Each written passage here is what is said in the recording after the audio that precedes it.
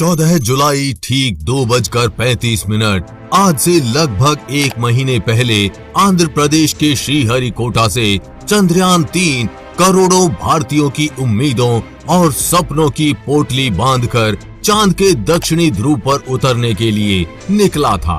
पिछले एक महीने से हर एक भारतीय इस बात का इंतजार कर रहा है कि कब हमारा चंद्रयान-3 चांद पर पहुंचेगा। एक महीना गुजर जाने के बाद अब 23 अगस्त को 5:47 पर वो पल आने वाला है जिसका इंतजार हम करोड़ों भारतीय कर रहे हैं। यानी हमारा चंद्रयान-3 चांद की सतह पर उतरने वाला है। चांद पर उतरने वाले आखिरी 15 मिनट बेहद महत्वपूर्ण होते हैं। इसरो के लिए इस मिशन का ये बेहद ही कठिन समय होगा।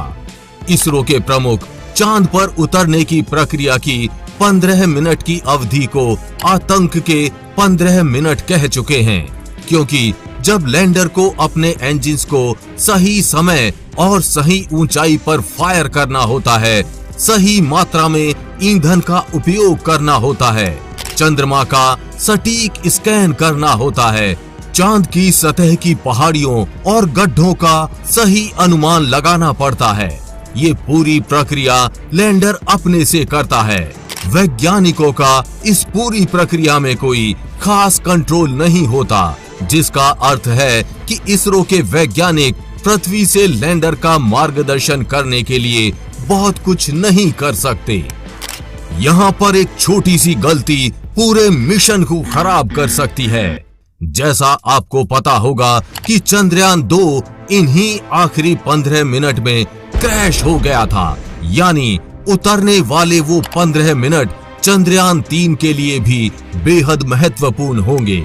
आज इस वीडियो में हम जानेंगे चांद की सतह पर चंद्रयान-3 किस प्रक्रिया का इस्तेमाल करके उतरेगा और इन अंतिम 15 मिनट में क्या क्या होने वाला है। हमें आशा है कि ये पूरा वीडियो ध्यान से देखने के बाद आपका इस टॉपिक से जुड़ा कोई सवाल नहीं रहेगा। तो चलिए जानते हैं आसान हिंदी भाषा में विस्तार से। जैसा हम आपको हमारी काफी वीडियोस में बता चुके हैं, 17 अगस्त को ही चंद्रयान को चांद की 100 किलोमीटर ऊंचाई वाली गोलाकार कक्षा में डाला जाएगा। 17 अगस्त को ही प्रोपल्शन मॉड्यूल और लैंडर मॉड्यूल भी अलग होंगे।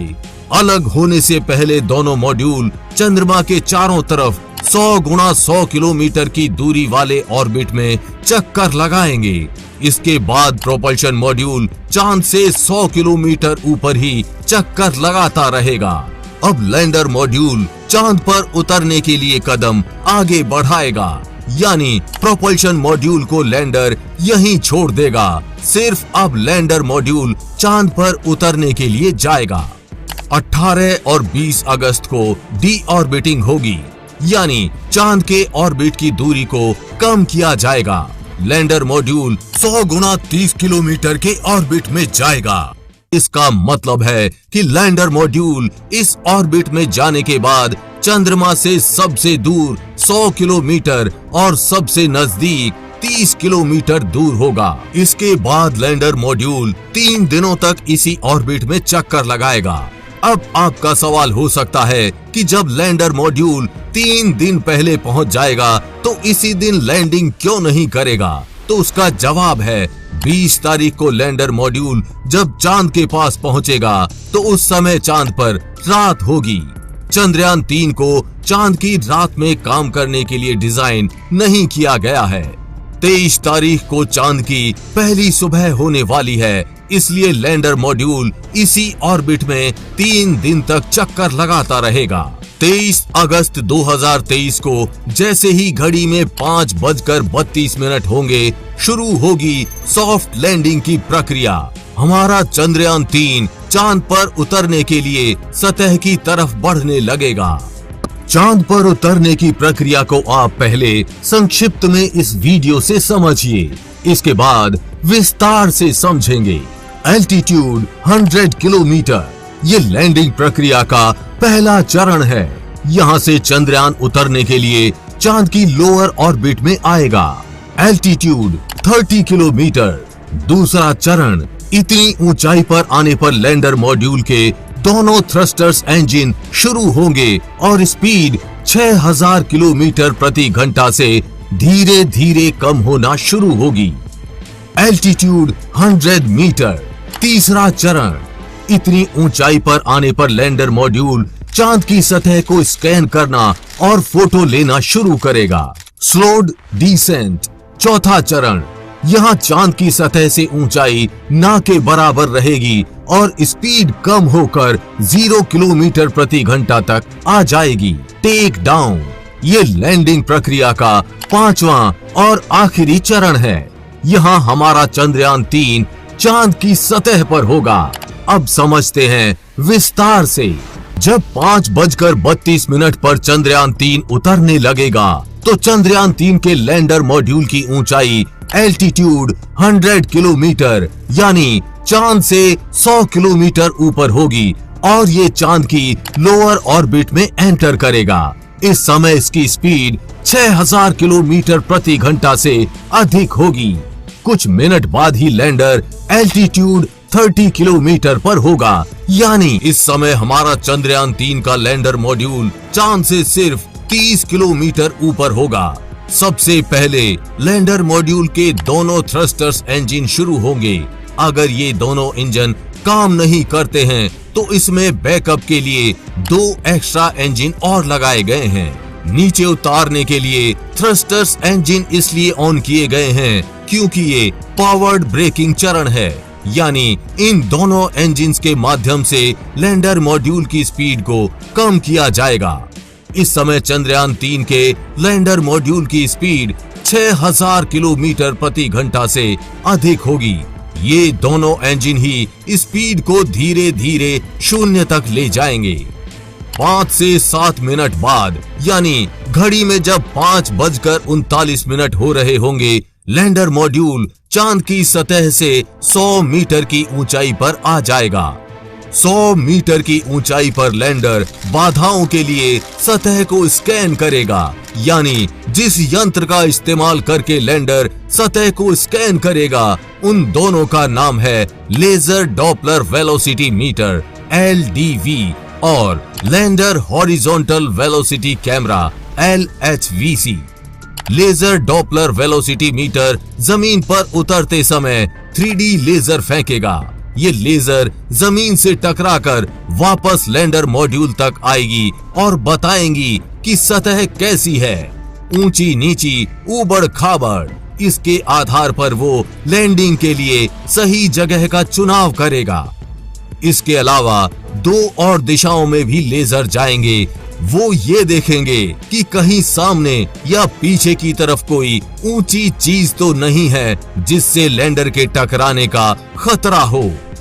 इसके साथ ही LHVC जो जमीन के नीचे के हिस्से की तस्वीर लेना शुरू करेगा, वो भी गति में, ताकि लैंडर के उतरने और हवा में तैरते रहने की गति का पता चल सके, साथ ही खतरों का अंदाजा हो सके। ऑन बोर्ड कंप्यूटर ये तय करेगा कि कौन सा इंजन किस समय कितनी देर के लिए ऑन किया जाएगा, यान किस दिशा में जाएगा। अगर कोई बाधा आती है चंद्रयान 3 को तो टारगेट स्थल से आगे पीछे ले जाने की व्यवस्था रहेगी। 1 किलोमीटर के दायरे में उसकी सुरक्षित लैंडिंग हो सकती है। अगर एक जगह ठीक नहीं है तो दूसरे स्थान पर लैंडिंग हो जाएगी।